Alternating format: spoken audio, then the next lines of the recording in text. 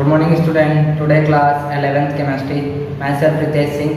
Class 11th chemistry में chapter 5 discuss कर रहे थे। Chapter name state of matter, जिसमें मैंने आपको गैसेस लॉ पढ़ा रहा था, जिसमें मैंने पहला गैसेस लॉ बॉयल्स लॉ और दूसरा गैसेस लॉ चार्ल्स लॉ के बारे में डिस्कस कर दिया था। आज हमारा नेक्स्ट गैसेस लॉ में है गे-लुसेक लॉ और चौथा गैसेस लॉ है Avogadro law. Gay-Lussac law is the relation between pressure and temperature law के बारे में बताता है, मतलब प्रेशर और टेम्परेचर के बीच रिलेशनशिप बताता है, प्रेशर और टेम्परेचर के बीच। ठीक है, इसका एक्सपेरिमेंट इन्होंने क्या किया था, at constant value of fix amount of gas, एक कांस्टेंट वैल्यू में किसी गैस का फिक्स अमाउंट मतलब n, pressure is directly proportional to the temperature, मतलब एक कांस्टेंट टेम्परेचर कांस्टेंट वैल्यू पे और अमाउंट ऑफ गैस भी फिक्स्ड हो, तो जो उस गैस का प्रेशर होगा वो टेम्परेचर के साथ क्या रखेगा, डायरेक्टली प्रोपोर्शनल रखेगा।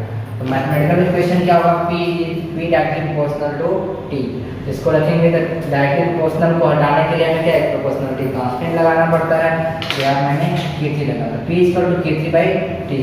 तो K3 इक्वल टू क्या होगा, P/T। वैसे K3 क्या है, कांस्टेंट है। क्या है, कांस्टेंट। कैसा कांस्टेंट, प्रोपोर्शनलिटी कांस्टेंट।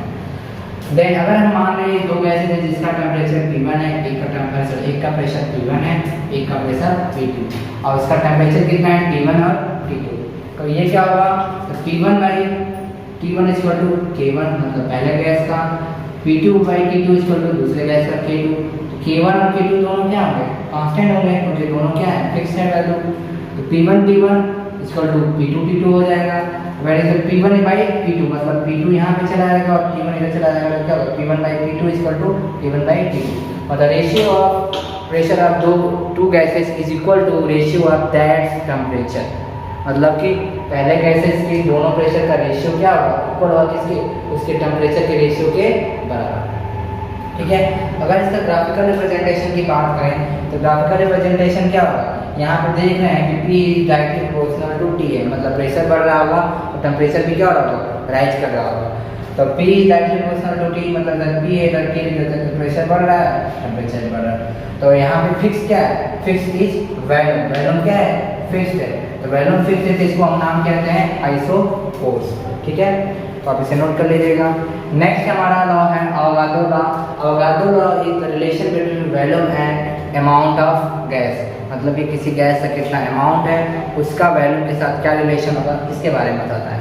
ठीक है, तो at constant pressure and temperature, यहाँ पे कांस्टेंट क्या होगा, प्रेशर और टेम्परेचर, तो होगा जो सिमिलर वॉल्यूम ऑफ गैस, मतलब मान लेते हैं 10 वॉल्यूम है, दो गैसेस का वॉल्यूम 10-10 है, तो दोनों गैसेस का जो वॉल्यूम सिमिलर होगा वो क्या रखेंगे, इक्वल नंबर ऑफ मॉलिक्यूल्स रहेंगे, उनके पास नंबर ऑफ मॉलिक्यूल्स भी क्या होंगे, सेम होंगे। तो ये क्या कहते हैं, at constant temperature and pressure volume is directly proportional to n, मतलब उसका वॉल्यूम और वॉल्यूम क्या करेगा, 10 वॉल्यूम है तो 10 अमाउंट ऑफ गैस करेगा, तो V is directly proportional to n। अब प्रोपोर्शनलिटी कांस्टेंट मतलब प्रोपोर्शनल हटाने के लिए क्या होगा, प्रोपोर्शनलिटी कांस्टेंट लगाना होगा, जिसे कहेंगे V equal to K4n। n क्या होता है, नंबर ऑफ मोल्स होता है, तो n इक्वल टू क्या होता है, given mass by molar mass, मतलब given mass small m, molar mass capital M। तो K इक्वल टू V/n हो जाएगा यहाँ से, K4 मतलब, तो K4 इक्वल टू क्या होगा, n की जगह हम क्या ले सकते हैं, small m by capital M, तो V equal to small m by capital M। तो K4 इक्वल टू क्या होगा, कैपिटल M ऊपर चला गया, तो V into capital M by small m। ठीक है, where is m equal to given mass gas का, V इक्वल टू वॉल्यूम और कैपिटल M में मोलर मास। तो ये रहा आपका अवोगाद्रो लॉ। ठीक है, तो अवोगाद्रो लॉ पढ़े तो हमने क्या पढ़ा, 4 लॉज पढ़े। पहले क्या पढ़े, बॉयल्स लॉ, दूसरा पढ़ा चार्ल्स लॉ, तीसरा पढ़ा गे-लुसेक लॉ, चौथा पढ़ा अवोगाद्रो लॉ। तो इन चारों लॉ को जो फॉलो करता होगा उसे हम कहते हैं ideal gas equation, ideal gas कहते हैं, और जो इस चारों गैस लॉ को कुछ डेविएशन के साथ फॉलो करता है उसे हम क्या कहते हैं, रियल गैस। क्या कहते हैं, रियल गैस। तो आइडियल गैस क्या होती है, एक होती है आइडियल गैस जो हमारे दुनिया में एग्जिस्टेंस किसी आइडियल चीज का नहीं होता है। आइडियल गैस के फॉलो ऑल 4 लॉज जो हमने पढ़ा उसे कहते हैं आइडियल, मतलब कि कहने का मतलब कि चारों लॉ को फॉलो करें।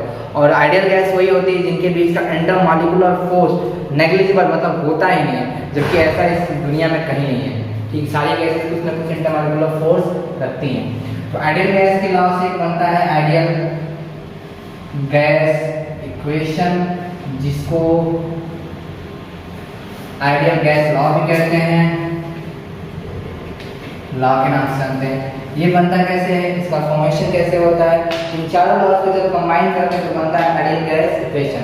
तो हमने क्या पढ़ा था, V P is inversely proportional to 1/V। कैसे, बॉयल्स लॉ ने बोला, बॉयल्स लॉ ने बोला था कि P is inversely proportional to 1/V।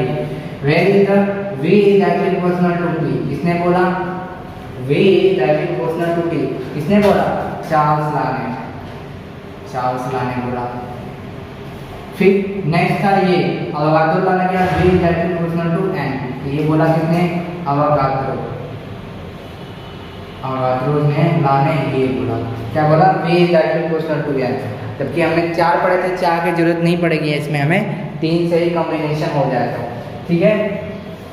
तो यहाँ पे हम क्या देख सकते हैं कि P V directly proportional to T N T। ये होगा P V, जितना ही हमें P V एक साइड V इधर दिया गया, तो मतलब इसको तो हम ऐसे ही लिख सकते हैं ना, P V directly proportional to 1K। तो वही चीज़ है, तो P V directly proportional to N T। अब क्या होगा, यहाँ पर प्रोपोर्शनल को हटाने के लिए हमें क्या कांस्टेंट लगाना होगा। P V इक्वल टू क्या होता है, R N T, where is the R is proportionality constant. क्या होता है, प्रोपोर्शनलिटी कांस्टेंट, जिसे एक और नाम दिया गया है universal gas constant, universal gas constant, या इसे और एक नाम से कहते हैं ideal gas constant, ideal gas constant के नाम से भी जानते हैं, ठीक है। तो PV इक्वल टू क्या होता है, फॉर्मूला NRT, कंप्लीट फॉर्मूला यही है, मतलब मैंने N को पहले लिख दिया। PV इक्वल टू NRT होता है, क्योंकि N पहले आता है, फिर आता है, ठीक है, तो इसलिए थोड़ा याद करने आसानी होगा। तो PV इक्वल टू NRT, और वेयर इज R की वैल्यू क्या होती है, यूनिवर्सल कांस्टेंट है, मतलब इसकी वैल्यू फिक्स होती है। वैल्यू क्या होती है, 8.314 जूल पर मोल पर केल्विन, ये इसकी वैल्यू होती है। तो ये होता है कि गैसेस लॉ इक्वेशन, ठीक है। इससे लिख लीजिएगा, आइडियल गैस इक्वेशन के नाम से भी इसे जानते हैं, ठीक है, क्योंकि इसमें सारे प्रॉपर्टी गैस के होते हैं, सारे गैसेस प्रॉपर्टी रखते हैं, इसलिए इसको एक और नाम जहाँ कहते हैं। देखिए इसमें क्या है, तीनों गैस प्रॉपर्टी है, PV है, NV है, और चारों गैसेस हैं, चारों विजिबल प्रॉपर्टी हैं, इसलिए इसे एक और नाम दिया जाता है, क्या कहा जाता है, कंबाइंड गैस लॉ। क्या कहते हैं, कंबाइंड गैस लॉ, मतलब चारों गैस लॉ का कॉम्बिनेशन है। पहला T inversely proportional to V, मतलब PV equal to constant, Boyle's law. P directly proportional to T, किससे, किससे, gas law. V directly proportional to Charles law, V directly proportional to N, Avogadro law. चारों law से combination है, इसलिए इसे कहते हैं कंबाइंड गैस लॉ के नाम से जानते हैं। अगर एक गैस है जिसमें दो गैसेस हैं, टू गैसेस, जिनमें N फिक्स्ड है, मतलब अमाउंट ऑफ इसका फिक्स्ड है, क्या है, N फिक्स है, अमाउंट ऑफ गैस फिक्स्ड है, अमाउंट ऑफ गैस बस फिक्स्ड है। तो क्या होगा, दो गैसेस से पहले गैस की जब गैस फर्स्ट के लिए क्या होगा, P1 V1 equal to N fixed है, R तो कांस्टेंट है हमेशा के लिए, T1 होगा। गैस सेकेंड होगी, इसका क्या होगा, P2 V2 equal to N R T2, R constant है और N तो फिक्स्ड है। तो इसको यहाँ से हम क्या लिख सकते हैं, P1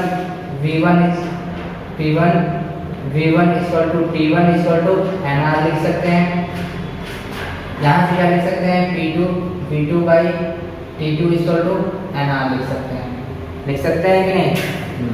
तो इधर भी NR, दोनों इक्वेशन क्या है, फर्स्ट मान लो, सेकेंड, दोनों इक्वल हैं, तो P1 V1 by T1 equal to P2 V2 by T2, ये होगा दो गैसेस के रिलेशन के बारे में। और इसको करें तो P1 V1 by P2 V2 equal to T1 by, ये आपका दो गैसेस की जब मेजरेबल क्वांटिटी दी जाएगी, इसके बेस पे कुछ क्वेश्चंस भी आते हैं, आप इसे लगाइएगा। एनसीईआरटी में क्वेश्चन जो है एग्जांपल्स में दिया है, उसको लगाइएगा, जो भी डाउट होगा मुझसे पूछ सकते हैं, ओके।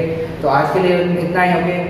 और नेक्स्ट लेक्चर में हम पढ़ेंगे आइडियल गैस के बारे में और थोड़ा डिटेल में, और काइनेटिक एनर्जी के बारे में पढ़ेंगे। तो आप इसे अच्छे से नोट कर लीजिए और क्लासेस अच्छे से अटेंड करिए, okay. Thank you, have a nice day.